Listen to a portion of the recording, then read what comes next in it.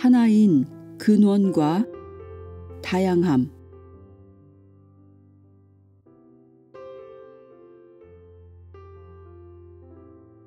모든 것이 하나임을 가리켜 보이는 영성 모임에 우리가 그토록 많은 시간을 할애하는 까닭은 차이들은 아주 명백히 드러나는 반면 하나임은 그렇지 않기 때문입니다. 하나임과 다양함이 동시에 존재한다는 사실은 역설처럼 보입니다. 이 역설을 넘어서는 길은 차이가 반드시 분리를 뜻하는 것은 아님을 알아차리는 데 있습니다. 두 사물은 다르지만 분리된 것은 아닙니다. 손가락이 좋은 본보기가 될 수 있습니다. 5 손가락은 저마다 다르면서 분리되어 있는 것처럼 보이지만 손바닥을 포함해서 보면 그렇지 않습니다. 손바닥과 손가락을 한꺼번에 보면 손가락들이 손의 일부분, 나아가서는 몸의 일부분임을 알 수 있습니다. 우리가 잘 빠지는 착각 중 하나는 우리 몸들이 서로 분리되어 있는 것처럼 보인다는 점입니다. 하지만 이것은 충분히 깊이 들여다보지 않아서 생기는 현상일 뿐입니다. 비결은 마음으로 헤아리지 않는 것입니다. 마음은 올바른 도구가 될 수 없습니다. 마음은 이 손가락과 저 손가락, 이 몸과 저 몸을 분별하는 일을 잘합니다. 그것이 마음이 하는 일입니다. 마음이란 이것과 저것을 분별하는 일을 하도록 완벽하게 고안되어 있으며 그런 능력으로 의식에 아주 훌륭히 봉사합니다. 이 사실을 볼 수 있으면 아무 문제가 없습니다. 왜냐하면 하나임을 인식하는 다른 무엇이 존재하기 때문인데 그것이 바로 가슴입니다. 나는 여기에서 당신의 가슴이라고 하지 않고 정관사 덜을 붙여서 가슴이라고 했습니다. 가슴은 서로 이어져 있고 그래서 오직 하나의 가슴이 있을 뿐이지 가슴에는 소유격을 붙일 수 없습니다. 그것은 하나입니다. 그러니 지금 여기 하나 안에서는 어떠한 모순도 있을 수 없습니다. 그것들의 근원이 인식되면 차이들은 아무런 문제도 안 됩니다. 마음으로는 이해할 수 없다 할지라도 진리를 원래부터 알고 있는 현존하는 무엇이 있는지 살펴보십시오. 그것이 바로 가슴입니다. 가슴은 하나임을 이미 알고 있습니다. 그것은 감추어져 있지 않습니다. 지금 여기에 존재합니다. 여기 이 하나가, 여기 이 가슴이 모든 다양성과 모든 상태와 모든 느낌과 모든 생각의 근원이 현존합니다. 지금 여기에서 그것을 발견한다는 것은 얼마나 경이로운 일인지요. 분리의 원인은 무엇일까요? 어제 저는 바닷가에 갔다가 근원과 하나 되는 느낌을 경험했습니다만 누군가와 이야기를 나누자마자 어떤 벽이 불쑥 솟아오르면서 분리감을 느꼈습니다. 분리감이든 근원과 하나 되는 느낌이든 그것들이 과연 믿을 만한 지표가 될 수 있을까요? 그런 느낌들이 분리가 존재하는지 여부를 재는 척도가 과연 될 수 있을까요? 느낌이란 그다지 정확한 것이 아니지 않나요? 지금 여기에서 당신의 발은 마루에서 분리되어 있다고 느낍니다. 느낌은 이와 같은 차이들을 경험하는 데는 정확한 도구입니다. 그러나 우리는 이런 느낌이 곧 우리의 발과 마루가 분리되어 있음을 뜻한다고 비약하여 결론을 내려버립니다. 제가 분리를 경험하는 것은 판단이 개입할 때입니다. 이제 우리는 판단이라는 생각에 대해 말하고 있습니다. 생각들 또한 믿을 만한 지표가 못 되죠. 당신은 무엇이 분리의 원인이냐는 물음으로써 말문을 열었습니다. 분리의 근본 원인은 생각과 느낌을 중요한 무엇으로 여기는 잘못된 관념입니다. 그렇지 않은가요? 저는 지금 그 판단에 대해 판단을 내리고 있습니다. 좋습니다.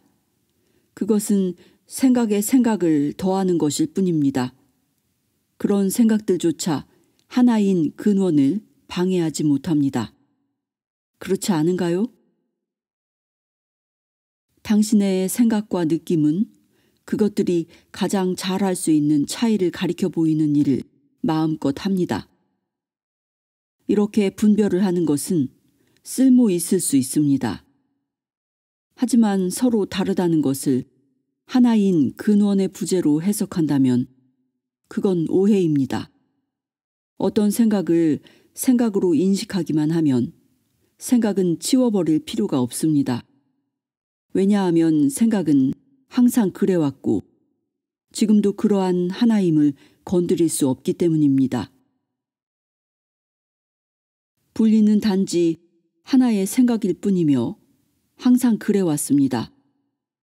그것을 알아차리기만 하면 그런 생각을 한다고 해서 문제가 될 것은 없습니다. 우리가 몸, 마음 안에서 일어나는 생각과 느낌과 감각에 집중하도록 얼마나 잘 조건 지어져 있는지를 알아차리도록 하십시오. 누가 우리에게 잘 지내느냐고 물을 때 우리가 살피는 요소들이 바로 그것들입니다.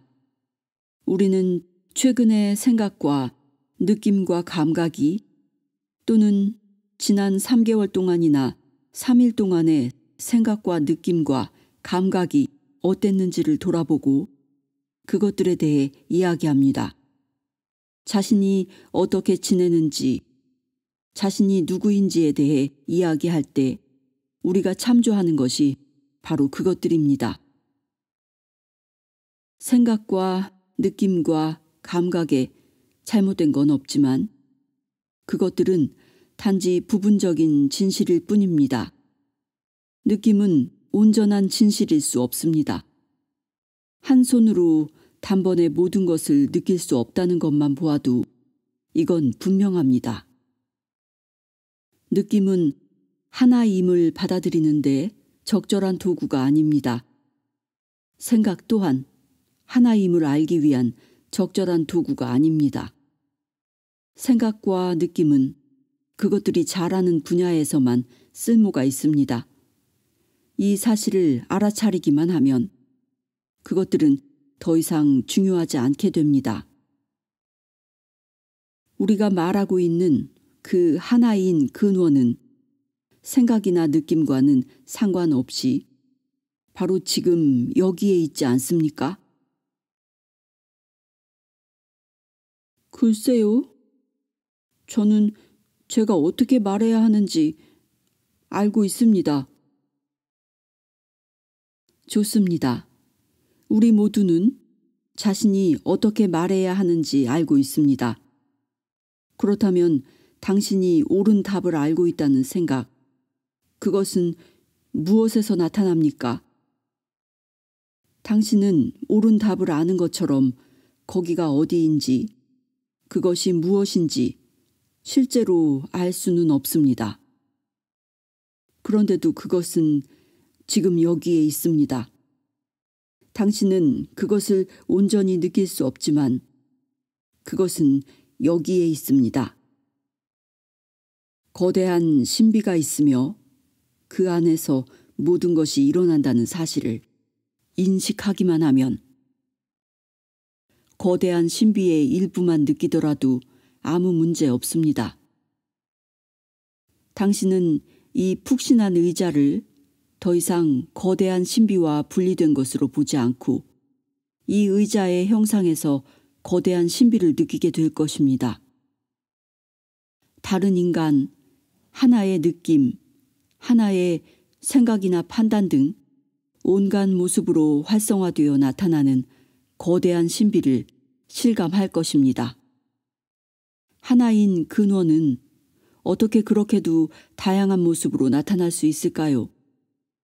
아무리 달라 보여도 어느 것도 다른 어느 것과 분리되어 있지 않습니다.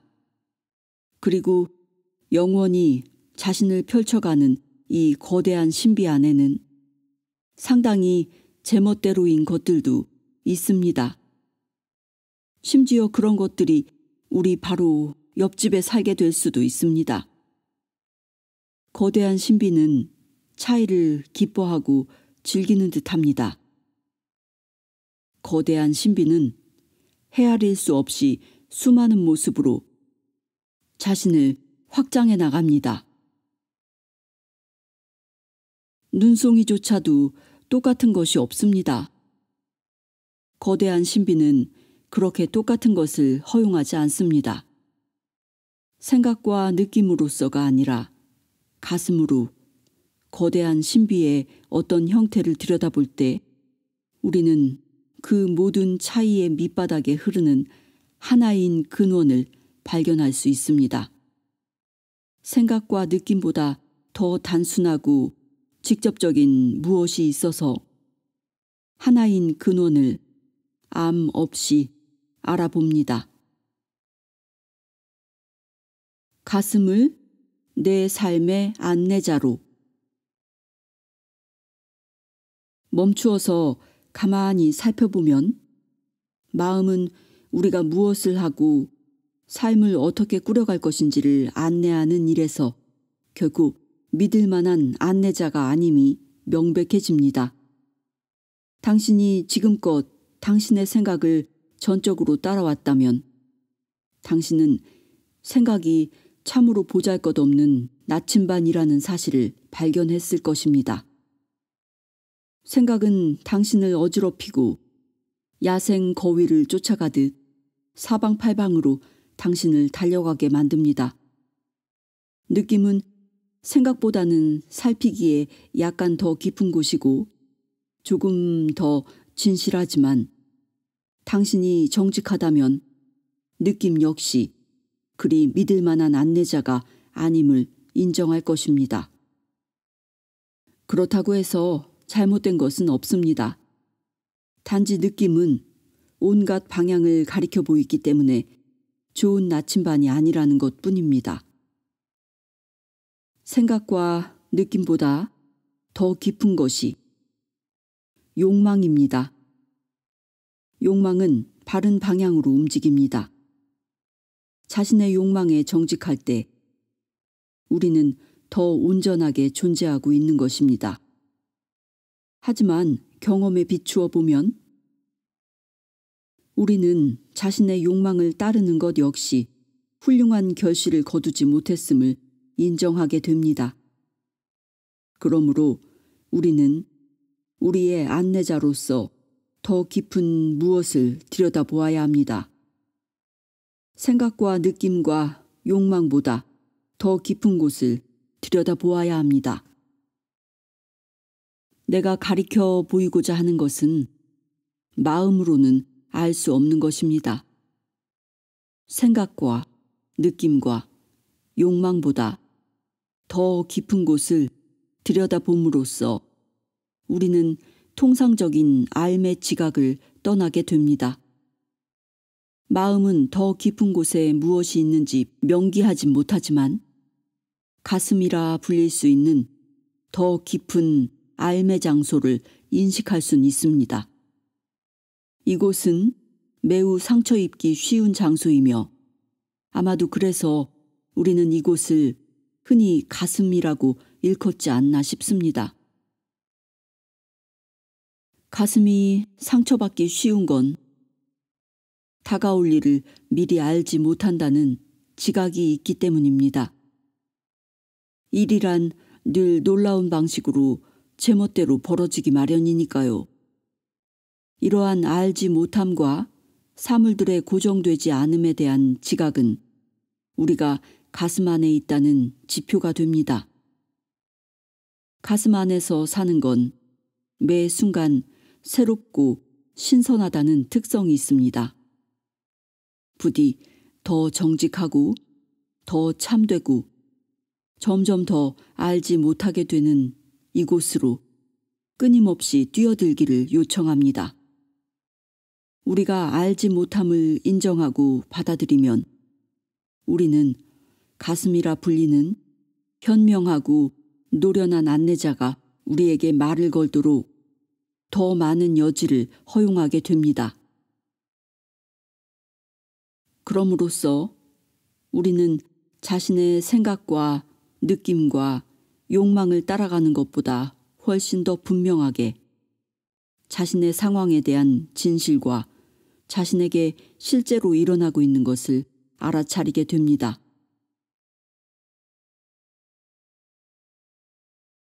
2. 진실에 가 닿기. 진실은 말로 형용할 수 없는 단순함. 생각이 명사와 동사들로 복잡하게 뒤엉키기 전에 말 없는 소리가 허구의 종말을 알아차린 무엇으로도 비할 길 없는 숨이 멎을 듯한 깊고도 가슴 벅찬 안도의 한숨이 있다. 말은 말로써 인식되고 진실은 그 밖에 다른 모든 것으로 인식되는 이 평범하고 비범한 순간에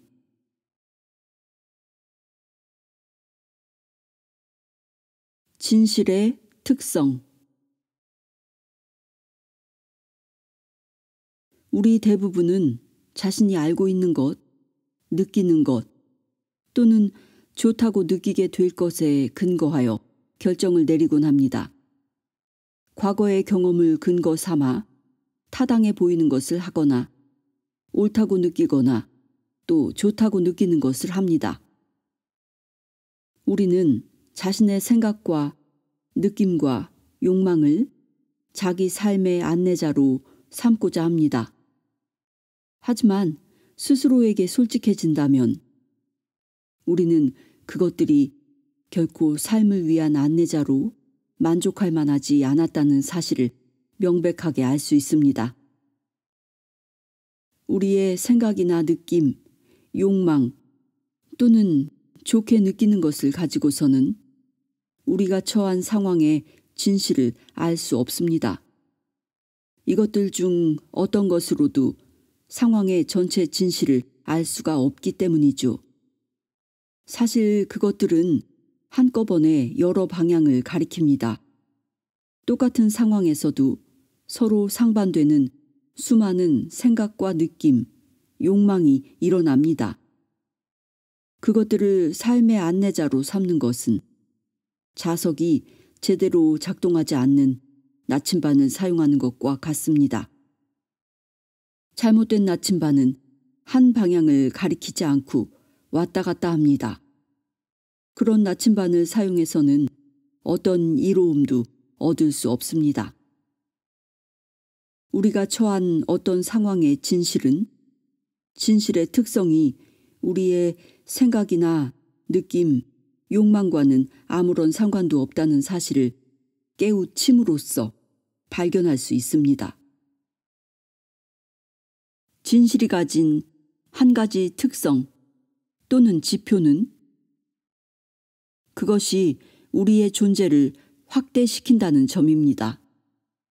어떤 것이 진실하면 그것은 우리의 의식을 확대시키는 효과를 발휘합니다. 우리의 생각과 느낌과 욕망은 뒤쪽으로 물러나서 점점 덜 중요해지고 우리의 개인 영역도 점점 덜 끼어들게 됩니다. 시각이 점점 더 많은 범위를 포함하기 위해 확대되기 때문입니다. 마치 줌 렌즈처럼 우리의 시야에는 예전보다 훨씬 더 많은 것이 포착됩니다. 진실과 함께하는 존재 상태는 우리를 전 존재로서 살게 하고, 그럼으로써 우리는 자신의 개인적인 자아와 욕망을 거시적인 차원에서 균형감 있게 바라볼 수 있게 됩니다. 진실이 가진 또 하나의 특성 또는 지표는 우리 존재를 고요하게 하고 휴식하게 한다는 점입니다.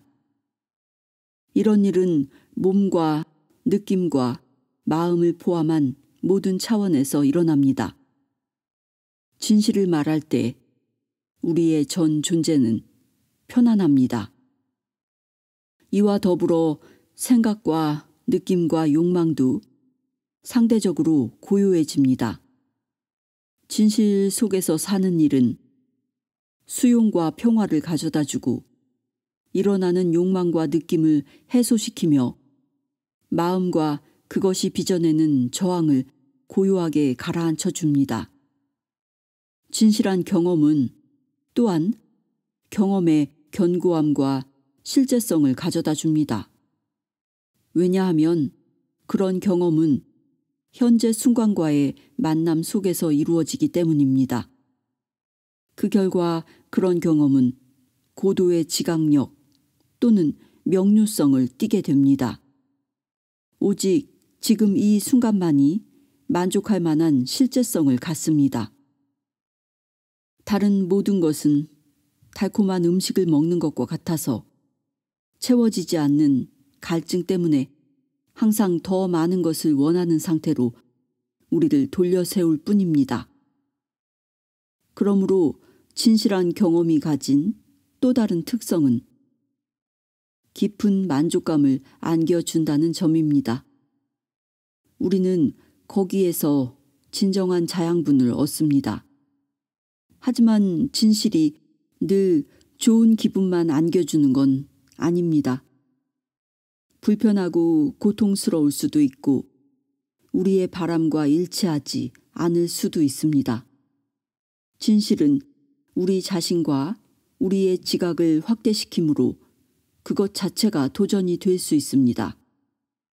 대부분의 생각과 느낌과 욕망처럼 진실하지 않은 것은 무엇이든 진실한 것과 반대되는 특성으로 알아볼 수 있습니다.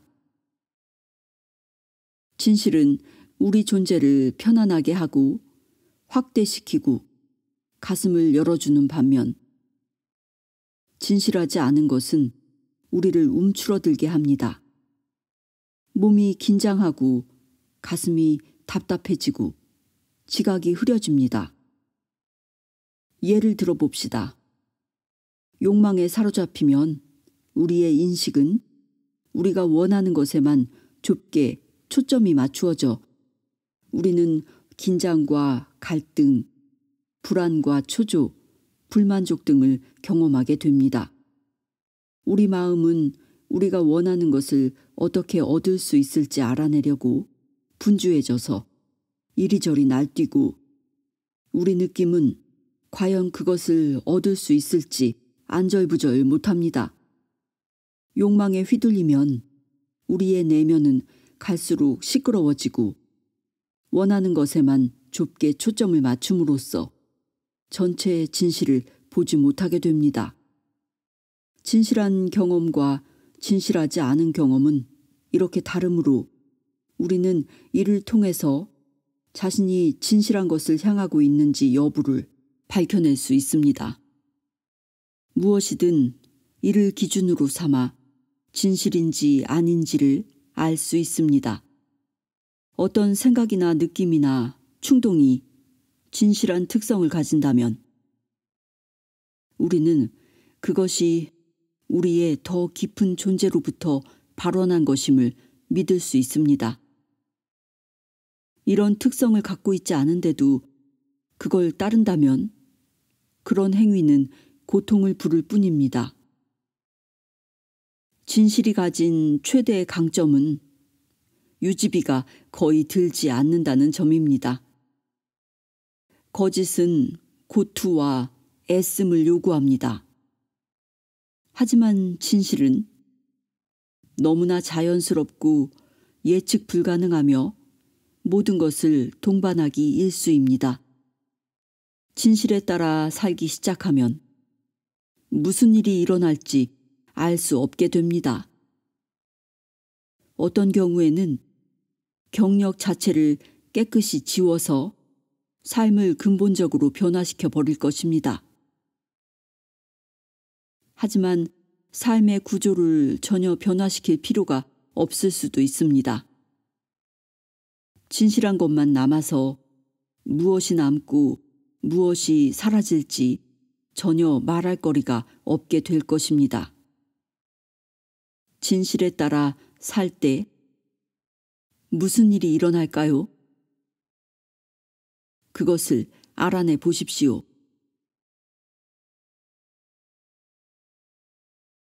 욕망. 생각과 느낌 뒤에는 욕망이 도사리고 있기 십상입니다. 욕망은 우리의 생각을 몰아가고 느낌을 불러일으킵니다. 대체로 우리의 욕망은 생각이나 느낌과 마찬가지로 진실한 것, 다시 말해 우리에게 만족을 주는 것에 좋은 지표가 되지 못합니다. 사실 욕망을 채우는 것은 더 많은 욕망으로 우리를 이끌 뿐입니다. 우리는 대개 뭔가가 불편하여 약간의 안도감을 얻으려고 욕망을 채우기 위해 애쓰지만 그런 정도의 만족은 욕망의 불꽃을 더욱 자극할 따름이죠. 원하는 것을 약간 얻을 수 있을지 모르지만 곧 다시 더 많은 것을 원하게 됩니다. 욕망하기의 경험은 언제나 불만족스러운 경험입니다. 욕망하기는 참된 경험이 아니므로 채워질 수 없습니다. 욕망하기는 현재 순간을 향하는 것이 아니므로 진실이 가진 확고함과 실제성이라는 특성이 없습니다. 욕망의 대상은 늘 현재에 있지 않은 무엇입니다. 이미 여기에 있는 무엇을 욕망한다는 건 말이 안 되겠죠? 욕망은 언제나 과거나 미래에 연루되어 있으며 과거나 미래에 대한 환상은 만족을 모릅니다. 당신이 만약 만족하고 있다면 당신은 어떤 것도 원하지 않을 것입니다.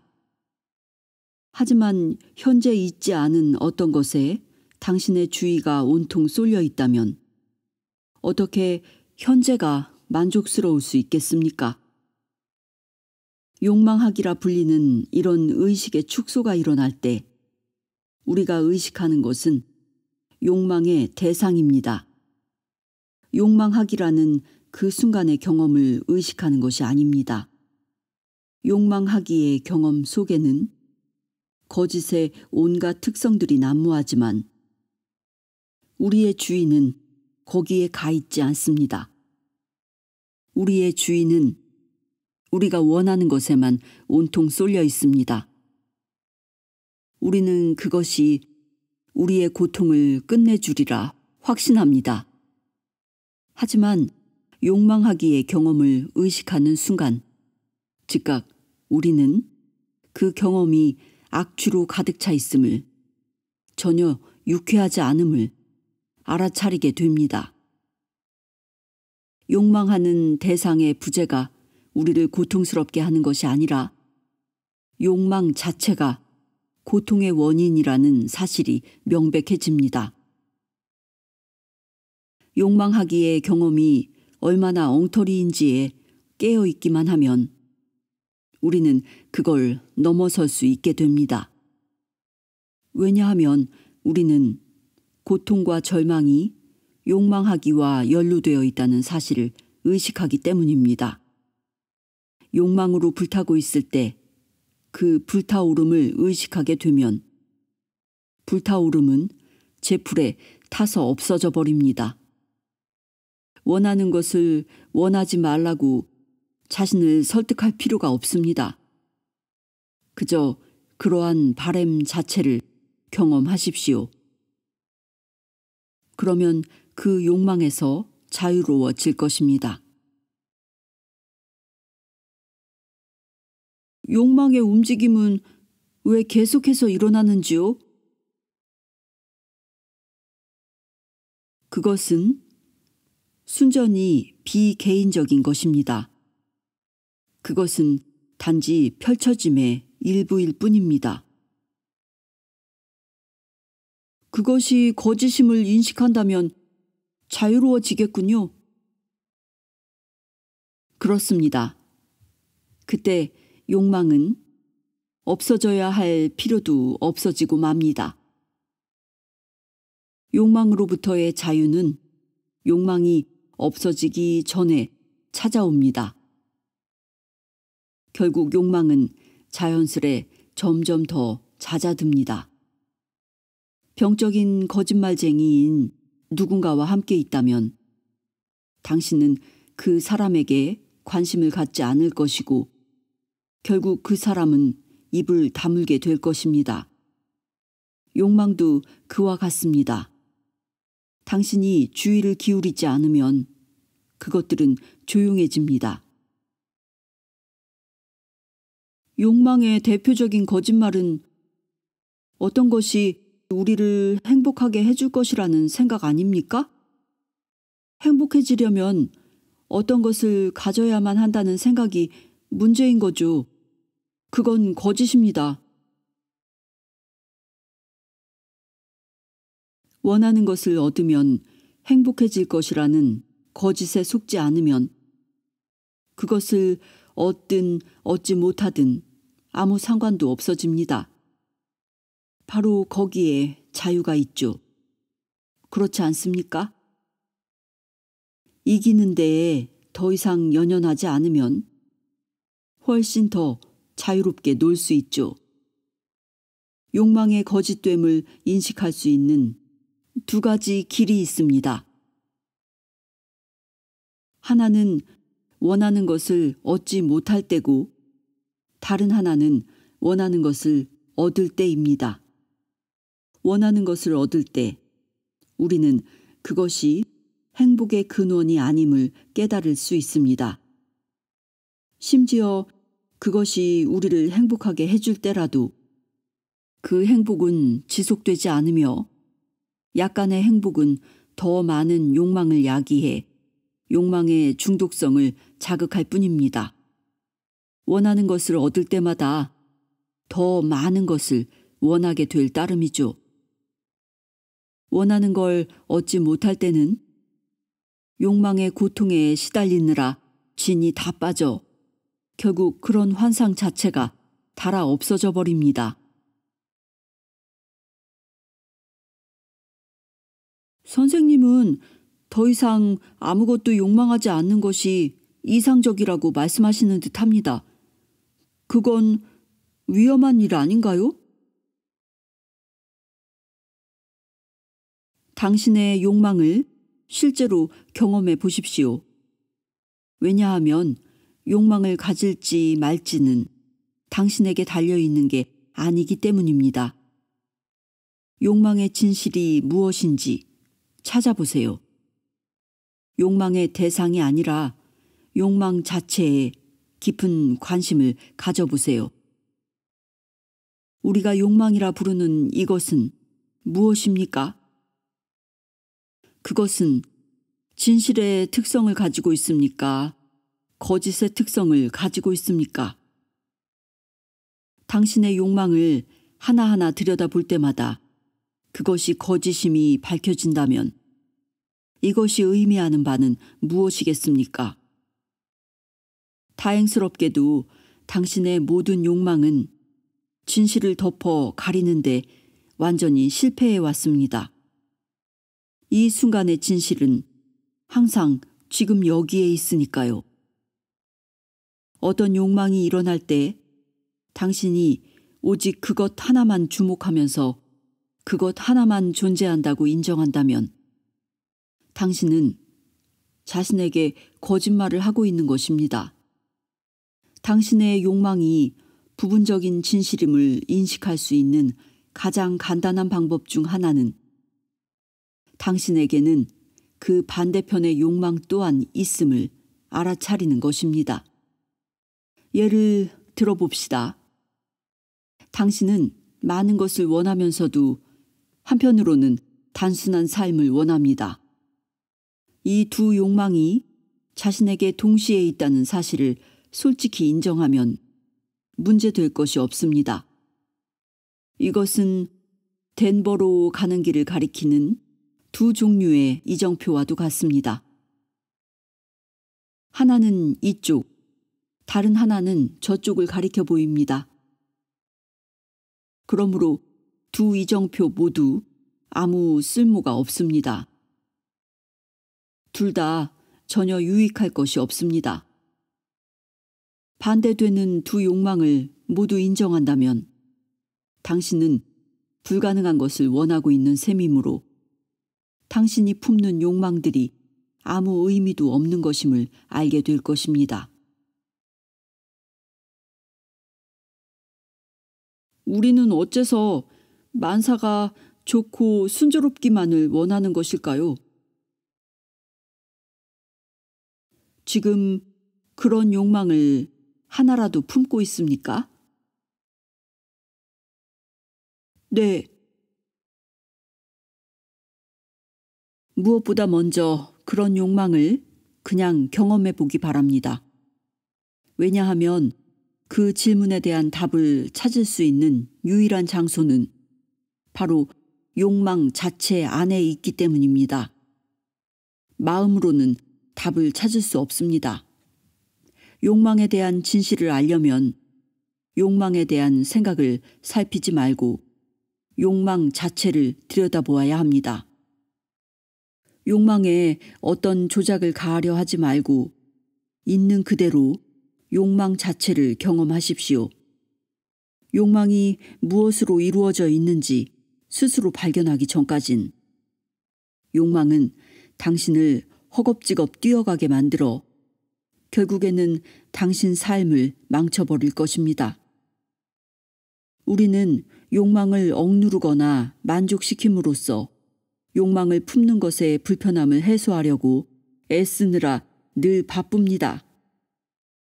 욕망을 그냥 경험해 본다면 어떨까요? 욕망의 실제 정체가 무엇인지 찾아보십시오. 그것은 누구의 욕망입니까? 어디서 오는 것입니까? 잠시 살펴만 보십시오.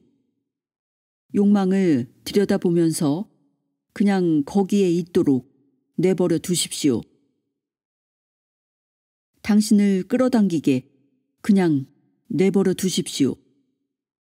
그러면 무슨 일이 일어나겠습니까? 서글플 겁니다. 좋습니다. 욕망이 끌어당기도록 그냥 내버려 두십시오. 욕망이 모든 것을 찢어발기도록 그냥 놔두십시오. 욕망이 하는 일이 바로 그것이기 때문입니다. 욕망이 생길 때마다 당신은 갈갈이 찢겨 분리되는 기분이 듭니다. 그렇게 자신이 찢겨나가도록 내버려 두면 무슨 일이 생길까요? 욕망을 제거하고 싶어질 겁니다. 한 번이라도 성공한 적이 있습니까? 욕망이 내부에서 당신을 갈기갈기 찢어 놓는다는 사실과 싸우기를 그만두면 어떻게 될까요? 당신 스스로 욕망의 정체를 알아낼 때까지 그것은 당신에게 늘 상처를 입힐 것입니다. 하지만 욕망은 당신이 그것으로부터 도망칠 때만 당신에게 상처를 입힐 수 있습니다. 욕망하고 있을 때 당신의 존재 안에서 실제로 무슨 일이 일어나는지 살펴보십시오. 영적인 갈망. 당신의 모든 욕망 아래에는 더 진실한 욕망이 자리합니다. 진리에 대한 갈망, 자유에 대한 갈망이 그것입니다. 진리와 자유에 대한 갈망은 다른 모든 욕망을 무의미하게 만들어버리므로 이를 실현하면 지극히 자유로워질 수 있습니다. 진리에 비하면 당신이 원하는 무엇을 얻는 것은 더 이상 중요하지 않습니다. 중요한 것은 진리이기 때문에 이 순간의 편안함이나 불편함도 더 이상 문제가 되지 않습니다. 중요한 것은 하나인 근원입니다. 중요한 것은 당신의 참 자아로 돌아가는 것입니다. 하지만 이런 가장 참된 갈망조차도 휴식을 가져다 주진 않습니다. 진리에 대한 갈망은 다른 모든 욕망들을 태워버리는 심오한 불길이지만 근본적으로는 이것 또한 영적인 옷을 걸치고 있는 거짓입니다. 왜냐하면 하나인 근원에 대한 갈망은 근원과 분리되어 있다는 거짓에 기반을 두고 있기 때문입니다. 당신은 이미 하나인 근원 자체인데 말입니다. 갈망의 경험 자체보다 갈망의 대상인 하나인 근원, 자유 또는 깨달음에 계속 집중하면 당신은 그보다 더 피상적인 다른 것들을 욕망하는 사람들이 겪는 것과 똑같은 고통을 겪을 것입니다. 어떤 영적인 구도자든 붙잡고 물어보십시오. 당신은 오랫동안 깨달음과 같은 욕망의 대상을 당신 이야기의 중심으로 삼은 채 지낼 수 있습니다. 지독한 물질주의자로서 사는 것보다야 훨씬 바람직한 이야기고 훨씬 더 자유로운 삶이겠지만 아무리 고상한 욕망이라도 당신의 존재를 축소시킨다는 사실을 기꺼이 직시할 수 있어야 합니다. 진리를 바라는 욕망 또한 채워질 수 없는 욕망의 하나입니다. 다른 욕망과 마찬가지로 그것 또한 중독성을 띱니다. 한순간 하나인 근원을 확실하게 파악했다 할지라도 다음 날 아침 깨어나면 더 많이 그렇게 하기를 원하게 됩니다. 하나인 근원이나 깨달음에 대한 욕망도 욕망이라는 점에서는 다를 것이 없습니다. 질문은 이것입니다. 당신은 지금 이 순간 기꺼이 더 깊이 나아가고자 합니까? 진리를 원하는 것 또한 다른 욕망들과 마찬가지로 가망 없는 일임을 보게 될 때만이 우리는 자유로울 수 있습니다. 아무리 진실한 갈망이라 할지라도 갈망의 경험이 아니라 갈망의 대상에 집중한다면 우리는 고통스러울 수밖에 없습니다. 하지만 갈망의 경험 자체에 집중하면 갈망은 활짝 열려 고요해지고 우리는 평화라는 우리 존재의 진실을 경험하게 됩니다.